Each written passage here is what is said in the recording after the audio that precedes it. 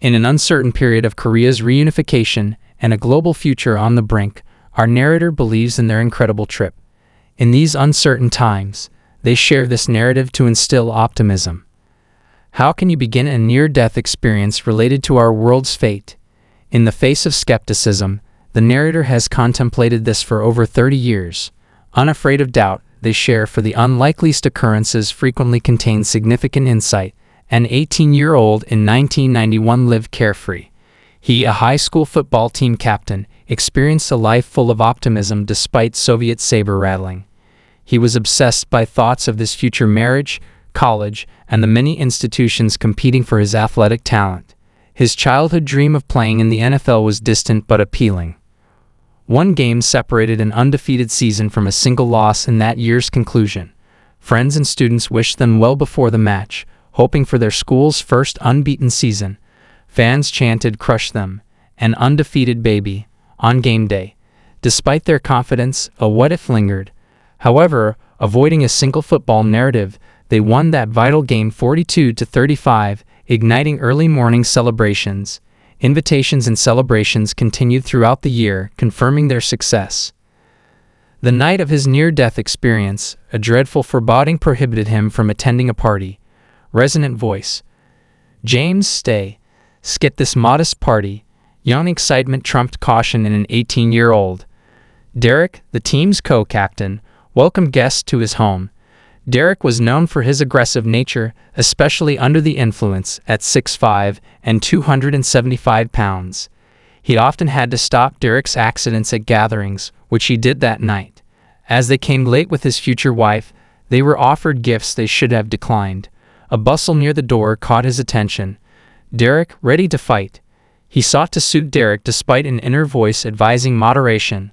Standoff turned into violence.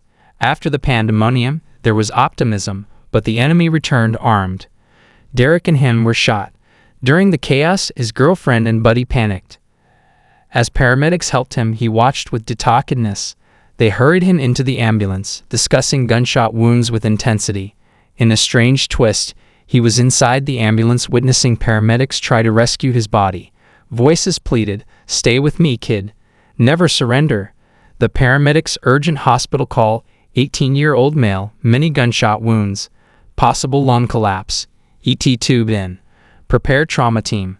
The body laying still on the trolley gave the appearance of a dreamlike transition.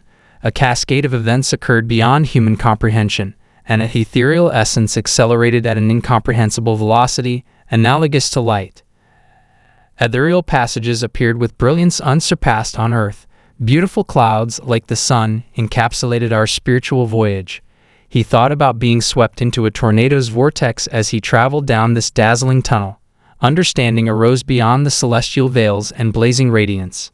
Reverberating harmonies of the most melodic symphony guided the ethereal being to its source. He emerged with a group of celestial beings in harmony. That moment of insight showed two clear truths: departure from earthly life and a deep longing to live in the divine realm. Using mortal language to explain the torrent of emotions in that hallowed embrace is pointless. To describe transcendental love and tranquility in words is like compressing oceans into a droplet. Witnessing Jesus' approach infused that divine presence with awe. Jesus, clad in flowing robes, rustic sandals, green eyes with a cerulean tinge, disheveled locks, a perfectly trimmed mustache, and beard, exceeded earthly images. The work Prince of Peace mirrored a 2016 meeting but paled in comparison to the celestial splendor in this dimension. After the celestial apparition interrupted his meditation, Jesus addressed him, echoing in his consciousness as if their connection transcended epochs. The statement that he was alive and wandering between realms astonished him. "In between," he mumbled, dealing with this unexpected paradigm. "Yes, my son," said Jesus, clarifying the ethereal conundrum. "Your essence hovers at a juncture, torn between terrestrial attachments and spiritual liberation." Acknowledging the anchoring affinities that bonded him, the urge to remain was strong. "What shall become of me if I choose to remain?" he mused silently.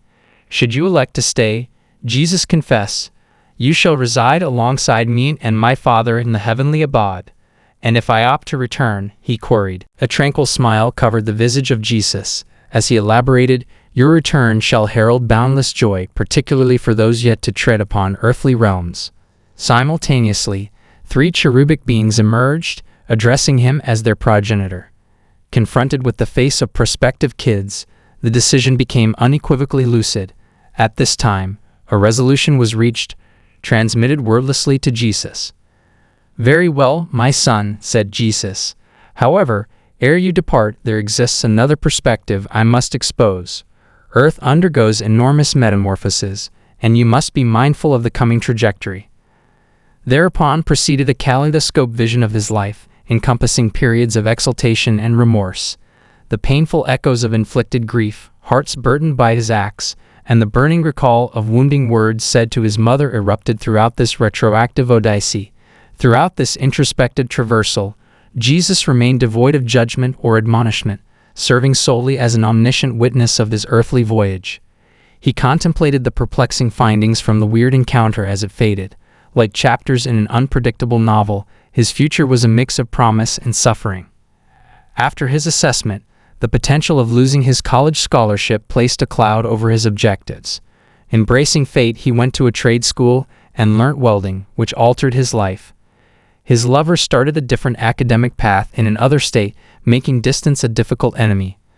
The temporary separation challenged their relationship, yet destiny brought them together, married, and had children.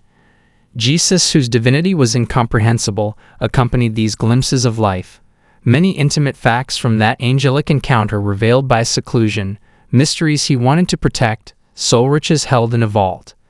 Despite personal insights, the cosmic canvas expanded to Earth's future, a horrific vision of geopolitical upheavals and planetary cataclysms.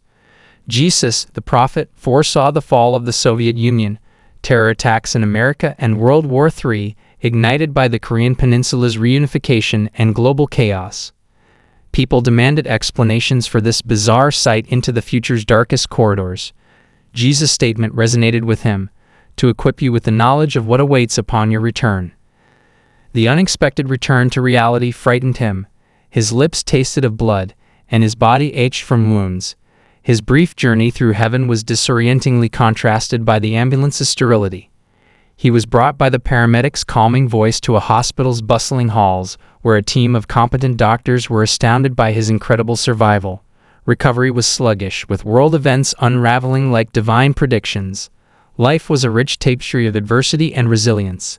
National collapse and unity forged in tragedy. The 2001 terror attacks marked his journey, a quest for personal redemption and the poignant story of forgiveness and justice for some transgressions, each giving rise to a cosmic ripple.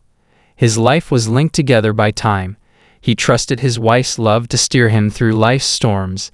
After 31 years, he found consolation and hope in describing his voyage, a testimonial to the belief in a celestial habitation governed by a supernatural being. His journey into the unknown was guided by a firm belief in a celestial haven for weary souls.